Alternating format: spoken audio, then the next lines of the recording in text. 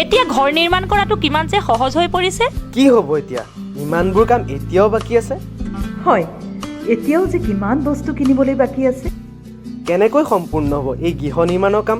চিন্তা নকৰিব ভিনদেউ, লাইফষ্টাইল হোম কালেকশ্যন আছে নহয়, য'ত সকলো ধৰণৰ সামগ্ৰী একেখন প্ৰতিষ্ঠানতে পোৱা যায়। আটাইতকৈ ডাঙৰ কথাটো হ'ল য'ত উচিত মূল্য আৰু উচিত মানদণ্ডৰ সামগ্ৰী উপলব্ধ।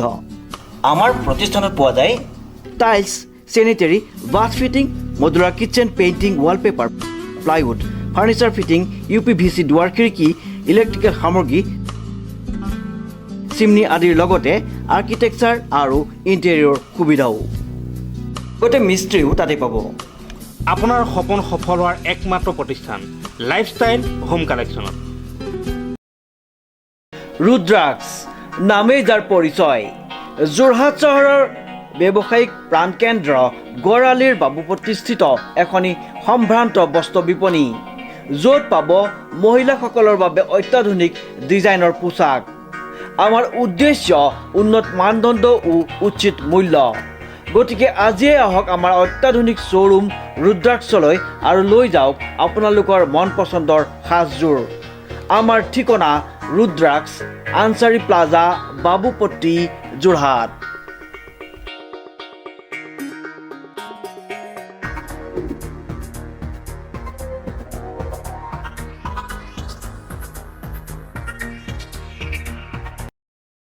নমস্কাৰ, নিউজ নাওৰ বাতৰিলৈ স্বাগতম জনাই ষ্টুডিঅ'ত মই অনুপম বৰা। চাওঁ আহক কি আছে আজি আমাৰ সংবাদত। যোৰহাট আৰক্ষীৰ প্ৰশংসনীয় পদক্ষেপ। কোনো লোক যদি মাস্ক কিনাৰ বাবে অপাৰগ তথা অৰ্থৰ অভাৱ, তেনে লোকক আৰক্ষীয়ে নিজেই কিনি দিছে মাস্ক, আৰু হেলমেট পৰিধান নকৰা লোকক বিহিছে জৰিমনা। নিউজ নাওৰ এক ৰিপৰ্ট। যোৰহাট আৰক্ষীৰ প্ৰশংসনীয় পদক্ষেপ। কোনো লোকে পদপথত থকা মাস্ক কিনাৰ বাবে অপাৰগ বা অৰ্থৰ অভাৱ, তেনে লোকক আৰক্ষীয়ে নিজেই তেওঁলোকক যোগান ধৰিছে মাস্ক। আৰু যিসকল লোকে দুচকীয়া বাহনত অহা যোৱা কৰোঁতে মাস্ক আৰু হেলমেট পৰিধান কৰা নাই, তেনে লোকক আজি যোৰহাট আৰক্ষীয়ে জৰিমনা বিহিছে। অৰ্থাৎ মাস্ক পৰিধান নকৰাসকলে ভৰিব লগা হৈছে জৰিমনা। যোৰহাটত প্ৰতিদিনে ক'ভিড ৰোগীৰ সংখ্যা বৃদ্ধি পোৱাৰ পাছতে তৎপৰ হৈছে যোৰহাট আৰক্ষী প্ৰশাসন। আজি যোৰহাট আৰক্ষীয়ে ক'ভিডৰ প্ৰতি সজাগ কৰাৰ লগতে ক'ভিডৰ সকলো নীতি নিয়ম পালন কৰিবলৈ আহ্বান জনোৱাৰ লগতে মাস্ক পৰিধান নকৰাসকলক আৰু হেলমেট পৰিধান নকৰাসকলক আৰক্ষীয়ে জৰিমনাৰ ভৰোৱাৰ পৰিলক্ষিত হৈছে। COVID-19ৰ ভয়াৱহতাৰ ওপৰত লক্ষ্য ৰাখি আজি যোৰহাট প্ৰশাসন তথা যোৰহাট ট্ৰেফিক পুলিচৰ প্ৰশংসনীয় পদক্ষেপ। আজি যোনসকল ৰাইজে মাস্ক পৰিধান কৰা নাই তথা হেলমেট পৰিধান কৰা নাই, তেখেতসকলৰ ওপৰত জৰিমনা বিহিত কৰিছে যোৰহাট ট্ৰেফিক পুলিচে। লাইচেঞ্চ যিবিলাক অনুজ্ঞাপত্ৰ থকাবিলাকৰ নাই কটা বাৰু, নথকাবিলাকৰ কটা হৈছে। আৰু মাস্কৰ ক্ষেত্ৰত মানে বেলেগ ধৰণে কটা হৈছে। তেওঁলোকৰ আমাৰ মেজিষ্ট্ৰেট ছাৰ থাকে আৰু পাৰ্টি বেলেগ ধৰণে কাটি আছে। আমাৰ অকল মটৰচাইকেলবিলাকৰ অনুজ্ঞাপত্ৰ চোৱা হৈছে আৰু হেলমেট নিপিন্ধা মানুহ আমি ফাইন কাটিছে। হেলমেটৰ ফাইনটো 1000 টকা, অনুজ্ঞাপত্ৰ নাথাকিলে 5000 টকা, ইঞ্চুৰেঞ্চ 2000 টকা, পলিউশ্যনত 10000 টকা। আমি এনেকৈ কাটি আছোঁ। আজি যদিহে কোনোবা এজন ব্যক্তিয়ে মাস্ক পিন্ধি নাহে, সেইসকল লোকক আপোনালোকে কেনেধৰণৰ জৰিমনা বিহিছে? কিমান পৰ্যন্ত টকা জৰিমনা বিহিছে?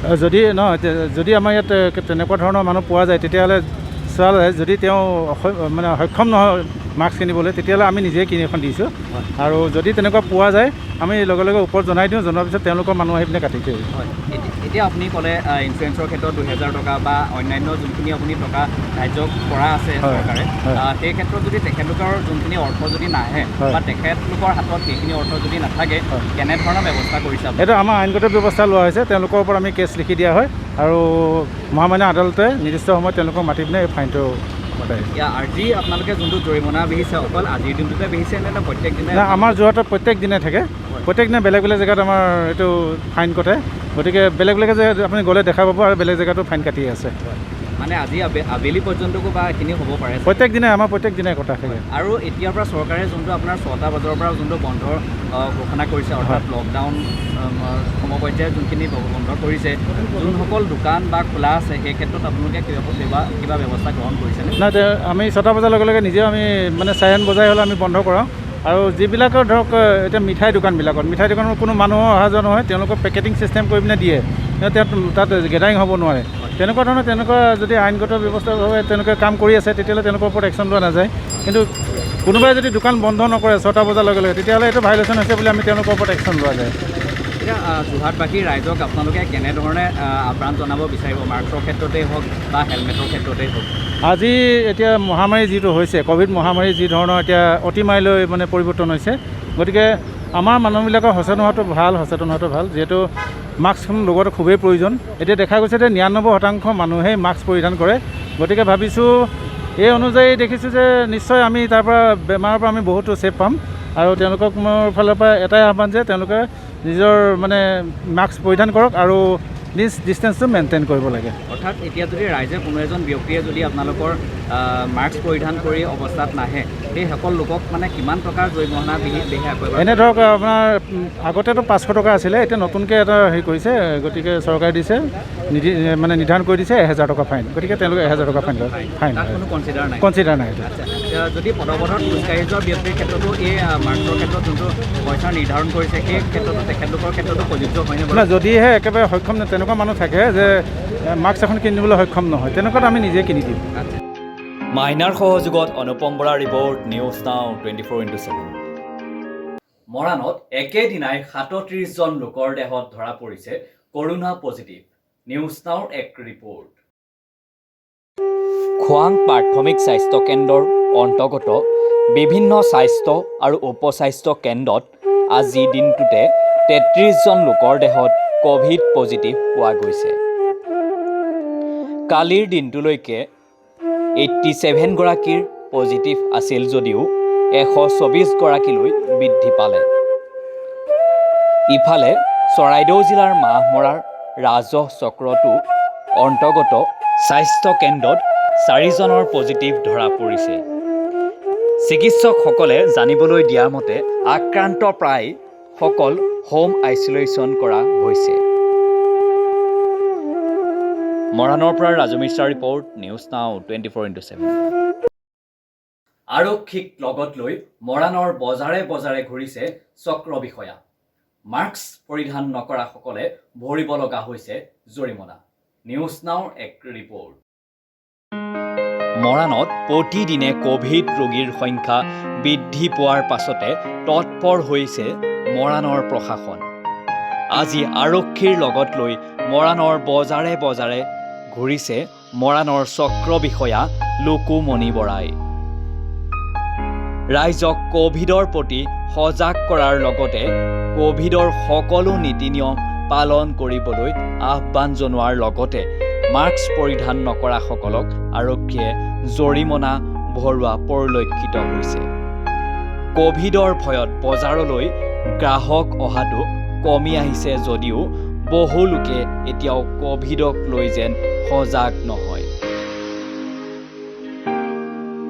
হয়, আমাৰ দেখিছে গোটেই সমগ্ৰ অসমত, গোটেই ভাৰততে বিয়পি পৰিছে ক'ভিডৰ মহামাৰী। আমাৰ এইটো ছেকেণ্ড ৱেভ।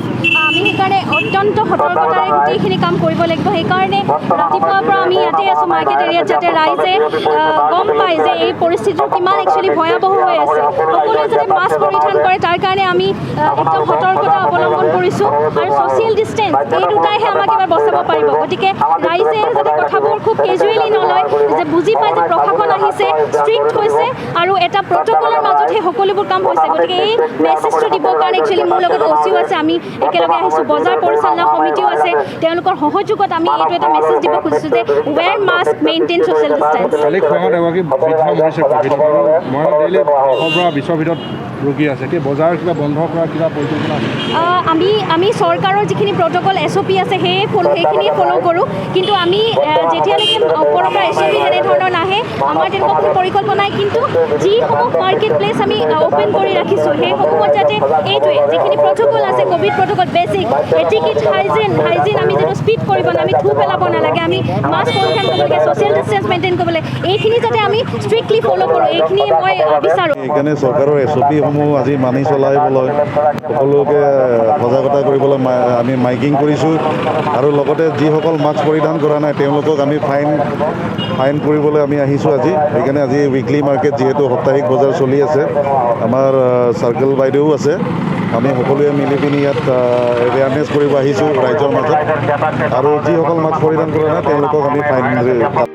মৰাণৰ পৰা ৰাজু মিৰ্জাৰ ৰিপৰ্ট, নিউজ নাও 24/7। বাতিল হ'ল মৰাণৰ সন্মিলিত জনগোষ্ঠীৰ ঐক্যমঞ্চৰ উদ্যোগত অনুষ্ঠিত হ'ব লগা একাদশ বাৰ্ষিক সন্মিলন বহাগী মহোৎসৱ। নিউজ নাওৰ এক ৰিপৰ্ট। অহা 27 আৰু 28 এপ্ৰিলত মৰাণৰ তিলৈজান চাহ বাগিচাত দুদিনীয়া কাৰ্যসূচীৰে অনুষ্ঠিত কৰাৰ বাবে প্ৰস্তুতি প্ৰায় 60% সম্পূৰ্ণ কৰি তুলিছিল। প্ৰশাসনৰ নিৰ্দেশনাক সন্মান জনাই সকলো কাৰ্যসূচী বাতিল কৰে সন্মিলিত জনগোষ্ঠীৰ ঐক্যমঞ্চ। মৰাণৰ সন্মিলিত বহাগী উৎসৱৰ উদযাপন সমিতিয়ে সন্মিলিত জনগোষ্ঠী ঐক্য মঞ্চৰ তৰফৰ পৰা সকলো ৰাইজলৈ ৰঙালী বিহুৰ ওলগ জনাইছোঁ। সন্মিলিত জনগোষ্ঠী ঐক্য মঞ্চই প্ৰতি বছৰে আয়োজন কৰি অহা সন্মিলিত বহাগী মহোৎসৱ যিহেতু আমি অনুষ্ঠিত কৰি আহিছোঁ প্ৰতি বছৰে, এই বছৰ আমি একাদশ বাৰ্ষিক সন্মিলিত বহাগী মহোৎসৱখিনি 27 আৰু 28 এপ্ৰিল তাৰিখে তিলৈজান চাহ বাগিচাত অনুষ্ঠিত কৰিবৰ বাবে সিদ্ধান্ত গ্ৰহণ কৰিছিলোঁ। আৰু এই মহোৎসৱখিনিৰ বাবে আমি প্ৰায় 60% কাম আগবাঢ়ি গৈছিলোঁ। কিন্তু ভাৰতবৰ্ষৰ লগতে অসমতো যি COVID-19 প্ৰকোপ বাঢ়ি গৈছে তাৰ প্ৰতি লক্ষ্য ৰাখি আমাৰ এই মহোৎসৱখিনি আমি 27 তাৰিখে স্মৃতি তৰ্পণ আৰু পতাকা উত্তোলনৰ জৰিয়তে আমাৰ কাৰ্যসূচীসমূহ সমাপ্ত কৰিম। তাৰ পিছৰ সকলো কাৰ্যসূচী আমি বাতিল কৰিছোঁ বুলি আজিয়েই আমি জনাব খুজিছোঁ সকলো ৰাইজৰ প্ৰতি আমাৰ সন্মিলিত জনগোষ্ঠী ঐক্য মঞ্চৰ এক আহ্বান, আপোনালোকে সজাগ থাকক, ৰাইজকো সজাগ কৰক, বিনা কাৰণত আপোনালোকে বাহিৰলৈ ওলাই নাহিব, প্ৰশাসনে বান্ধি দিয়া নীতি নিয়মবিলাক আপোনালোকে পালন কৰক, এয়াই আমি আপোনালোকক। মৰাণৰ পৰা ৰাজু মিৰ্জাৰ ৰিপৰ্ট, নিউজ নাও 24/7। আগবাঢ়িছোঁ পৰৱৰ্তী বাতৰিলৈ। মাজুলীত কৰোনাই আতংকৰ সৃষ্টি কৰিছে। নিকিনি খোৱা গাঁৱত দেখা দিছে এই আতংকই। নিউজ নাওৰ বিশেষ প্ৰতিবেদন। ধুমুহাৰ গতিৰে চৌদিশে বিয়পি পৰাৰ মহামাৰীৰ কৰোনাই শেহতীয়াভাৱে মাজুলীত আতংকৰ সৃষ্টি কৰিছে। শেহতীয়া খবৰ অনুযায়ী মাজুলীত মহামাৰীৰ কৰোনাই ঠায়ে ঠায়ে গণ সংক্ৰমণ ৰূপ লৈছে। মাজুলীৰ নিকিনি খোৱা গাঁৱত দেখা দিছে এই আতংকই। একে গাঁৱৰে 45জন ব্যক্তিৰ দেহত ধৰা পৰিল কৰোনা পজিটিভ। 107জনতকৈও অধিক লোকক ৰেপিড টেষ্ট কৰাৰ পাছত শিশুসহ 45জনৰ দেহত কৰোনাৰ অৱস্থিতি ধৰা পৰে। লগে লগে জিলা প্ৰশাসনে সমগ্ৰ গাঁওখন কোৱাৰেণ্টাইন জোন হিচাপে ঘোষণা কৰিছে। ক'ব লাগিব আজি নিকিনি খোৱা গাঁৱত প্ৰায় 35জন ৰোগীৰ দেহত কৰোনা ক'ভিড পজিটিভ ধৰা পৰিছে। ইতিমধ্যে আমি গম পোৱা মতে আজি 5 দিনৰ আগতে আমাৰ গাঁৱৰে এটা শিশুৰ দেহত এই মহামাৰী COVID-19 দেখা দিছিলে। তাৰপিছতে আজি সেই শিশুটি টেষ্ট কৰিবলৈ আহোঁতে আমাৰ গাঁৱৰ প্ৰায় 35জনৰ দেহত এই মহামাৰী ক'ভিড পজিটিভ ধৰা পৰিছে। আমি ইয়াৰ পৰা জিলা প্ৰশাসনে এটা অনুৰোধ জনাইছোঁ যাতে আমাৰ যিখিনি আজি 35জনৰ ক'ভিড পজিটিভ আছে আমি তেখেতলোকক যাতে অতি সোনকালে অত্যাৱশ্যকীয় দৰৱ আৰু খাদ্যবস্তু যোগান ধৰিবৰ কাৰণে আজি আমি গাঁৱৰ তৰফৰ পৰা আমি মাজুলী জিলা প্ৰশাসনক বিনম্ৰভাৱে অনুৰোধ জনাইছোঁ। মাজুলীৰ পৰা দেৱজিৎ বৰাৰ ৰিপৰ্ট, নিউজ নাও 24/7। ডিব্ৰুগড় জিলাৰ খোৱাঙত সোণোৱাল কছাৰীসকলে চোতালে চোতালে মাৰিছে হাইডাং হুঁচৰি। নিউজ নাওৰ এক ৰিপৰ্ট। কোভিডৰ ভয় সংশয়ৰ মাজতে পৰম্পৰাগত নীতি নিয়মেৰে সোণোৱাল কছাৰীসকলে চোতালে চোতালে মাৰিছে হাইডাং হুঁচৰি। অসমৰ অন্যান্য জনজাতিসকলৰ ভিতৰত অন্যতম জনজাতি হ'ল সোণোৱাল কছাৰী। ডিব্ৰুগড় খোৱাং নাহৰণিত গাঁৱৰ সোণোৱাল কছাৰীসকলে পৰম্পৰাগত নীতি নিয়মেৰে গৃহস্থৰ চোতালত গাইছে হাইডাং হুঁচৰি। কোভিড আতংকৰ মাজতো গৃহস্থৰ চোতালত হুঁচৰি মাৰি গাঁৱৰ ৰাইজে গৃহস্থক অপায় অমংগলৰ পৰা পৰিত্ৰাণ পাবৰ বাবে আশীৰ্বাদ প্ৰদান কৰিছে। উল্লেখযোগ্য যে সোণোৱাল কছাৰীসকলে অতীজৰে পৰা পৰম্পৰাগত অনুসৰি এই হাইডাং হুঁচৰি গাই আহিছে। এডাল টকা বাঁহৰ গৃহস্থৰ চোতালত স্থাপন কৰি মাৰিৰে বজাই বজাই হুঁচৰি জোৰে। সোণোৱাল কছাৰীসকলে সুকীয়া বৈশিষ্ট্য সম্পন্ন এই হাইডাং হুঁচৰি গীতসমূহক জনগোষ্ঠীয় লোকসকলে ওপৰত আধাৰিত।